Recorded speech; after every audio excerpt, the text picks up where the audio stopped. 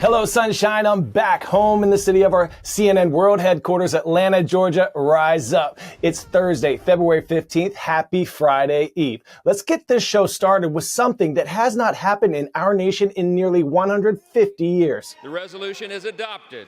That's House Speaker Mike Johnson officially announcing the impeachment of Homeland Security Secretary Alejandro Mayorkas. He's only the second cabinet official ever in U.S. history to be impeached. The other was Secretary of War William Belknap way back in 1876. Now, the final count came down to just one vote, and this comes 1 week after House Republicans' previous impeachment effort fell short.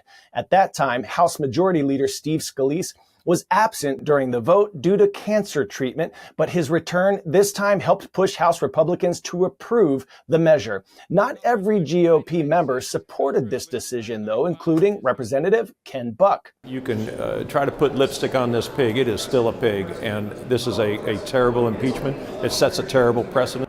Now, those Republicans who were in favor of impeachment accused Mayorkas of committing high crimes and misdemeanors for his handling of the southern border by failing to enforce border laws during a crisis over immigration. This guy essentially subverted the laws passed by this body, and that can't stand. A cabinet secretary doesn't get to pick and choose which laws they're going to enforce. Okay, so what's next? We do know that it is very unlikely that Mayorkas will be removed by the Democrat-controlled Senate, and we're going to make sure to give you the latest as House Republicans now work to build their case before the Senate.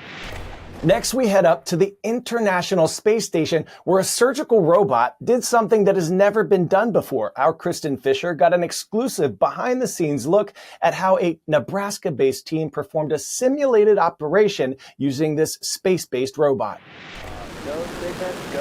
Sitting on top of this SpaceX rocket when it launched in January was the first surgical robot bound for outer space. So Mira is a small surgical robot. Mira, made by a company called Virtual Incision, arrived at the International Space Station in February, and on Saturday, it did something that's never been done before. Saturday was the first time that a surgical robot in space was controlled by surgeons on Earth to perform simulated surgical activities. Virtual Incision provided CNN with exclusive video as 6 surgeons at the company's headquarters in Lincoln, Nebraska, took turns operating the robot after it was powered up by NASA astronauts roughly 250 miles above. The adrenaline was pumping, and I could feel my heart pounding.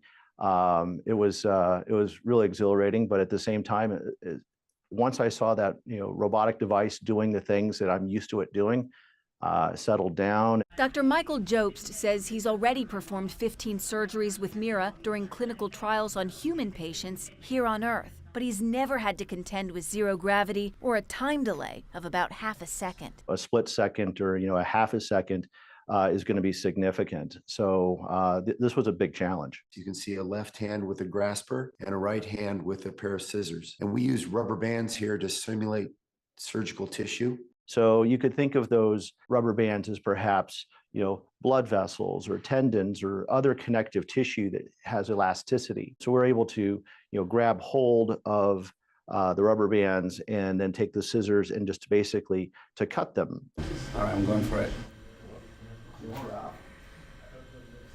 Yeah.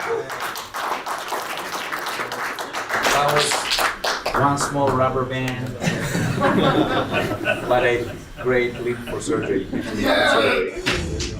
Pop quiz, hot shot. Which 2 colors make up the Chinese flag? Blue and white, red and yellow, black and green, or white and red?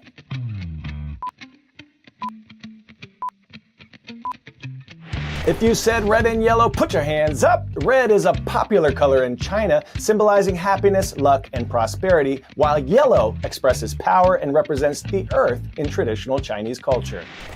Last week, we mentioned the start of the Chinese Lunar New Year, and the holiday celebrations are still going strong. One of those traditions is lion dancing, a vibrant art form rooted in southern China during the Tang Dynasty over 1,000 years ago. Let's meet a group of young Chinese Americans who are learning to become the next generation of lion dancers, keeping this tradition alive.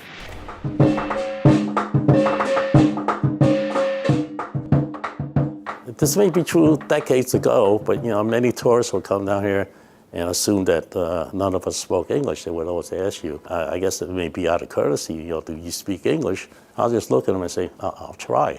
Up, down, up, down, up, down, up, down. Coming up here is like it's a bonding with the younger guys and the older guys. I think that's important for guys that Asian Americans outside that don't have anywhere to belong. You kind of come here and then you find your own family up here. But lion dancing came to the United States as the Chinese immigrants came to the United States back in the 1800s. Because you're in a foreign land, so you had to hang on to something from your culture. I always thought it's important for us Chinese to embrace our own heritage and our culture. And we're Chinese, we're American. There's nothing to be embarrassed about. Some of the old traditions, there's nothing to be embarrassed about. All right, so you go bum, bum, bum, bum, bum, bum, bum, bum, bum. In our line dance group, they practice all year round because the lion head weighs between 15 to 20 pounds sometimes. Lion dancing during Chinese New Year is to bring in good luck and scare away the bad spirits and bringing wealth and prosperity to the New Year's. Each successive generation of American Chinese that are born here, you wander further and further away from your own heritage. On New Year's Eve, the whole family, extended family gets together for a meal, and a lot of people, younger people at that time would say, oh man, that's so old-fashioned. But since the pandemic, I think a lot of people came back to it and started embracing their own culture and heritage.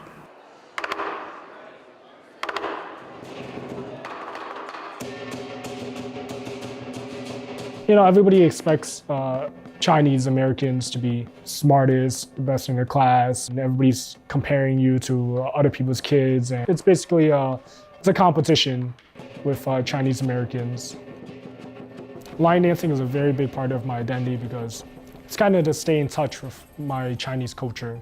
And it gives me reasons to speak the language and talk to Chinese people and stay more involved with my own Chinese heritage. When I go out there every year with them, I feel the same way as I did 50 years ago, when I was doing it. The feeling doesn't go away.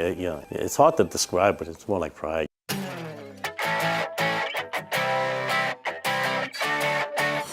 Today's story getting a 10 out of 10, Dwayne "The Rock" Johnson. I caught up with DJ as he was hyping up the upcoming WrestleMania in Philadelphia. And thanks to all of you who submitted questions to my @CoyWire social accounts, The Rock was delighted to answer some questions from you, our CNN 10 fam. Rocco Gordon in South Oldham Middle School. What is your favorite movie to be in? And then what's your favorite wrestling match of your career? From Jordan in Geyser Middle in Michigan. Favorite movie that I've been in? Let's see. It's kind of tough. I got a few of them. Number one would be The Scorpion King because it was my very first movie. Now I was learning the business, baptism by fire, just thrown into it. It's my first starring role. I felt like, man, I just don't want to suck.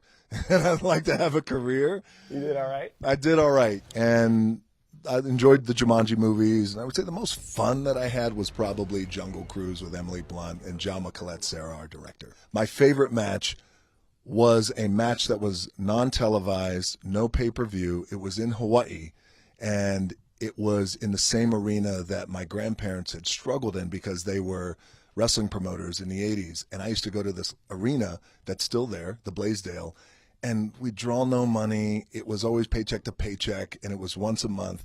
And I was able to go back, man, and I'll share this with you. That's awesome. When it was announced, hey, Rock is coming back home, it sold out. Thank you, God. And I was able to enjoy that arena in that way and give back to my family. Well played. Good to see you, brother. You too, man. Like looking in the mirror. I know. He's the Rock, I'm the pebble. The Rock rocks, and so do you. Thanks to everyone who subscribed and commented on our CNN 10 YouTube page for your shout-out request. This shout-out goes to Tunkhannock, Pennsylvania, where the Tigers at Tunkhannock Area School District are looking mighty fine in those stripes. And this shout-out goes to the beautiful people at Butte High School in Butte, Montana. Rise up. Let's do this again tomorrow, shall we? And finish this week strong. I'm Coy Wire, and this is CNN 10.